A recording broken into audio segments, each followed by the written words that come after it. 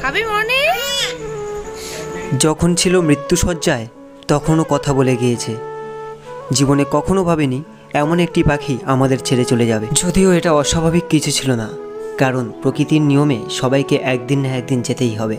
আর আমাদের পাখির বয়স হয়েছিল 9 বছর, যেটা বর্তমানে একটা রেকর্ডের সৃষ্টি করে গিয়েছে। তবে যাই হোক, আমাদের চ্যানেলের সদস্যরা যারা আছেন, আশা করছি আপনারা সবাই জানেন যে আমাদের পাখি আর বেঁচে নেই।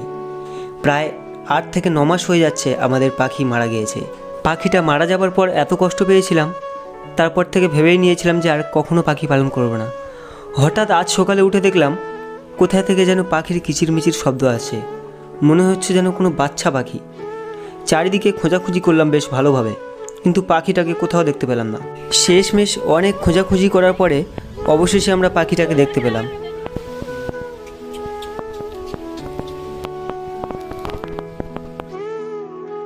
পাখিটাকে দেখে বেশ অসহায় মনে হচ্ছিল, কেননা তার পরিবারের সদস্যরা কেউ এখানে ছিল না।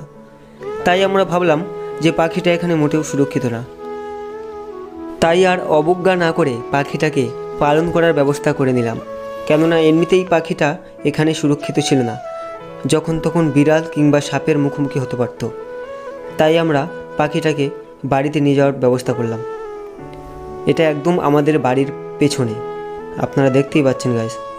সত্যি বলতে আর কোনো পাখি পোষার ইচ্ছা আমার ছিলই না, কারণ আমাদের বাড়িতে এমনিতেও আরও একটা পাখি রয়েছে।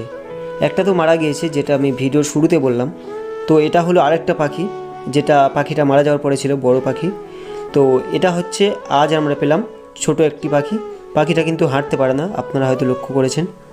তো পাখিটাকে রাখার জন্য একটা চুবড়িতে একটু খড় গুটি করে নিলাম।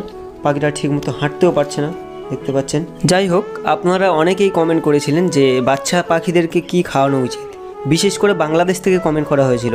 খুব শীঘ্রই এই ভিডিও আসবে।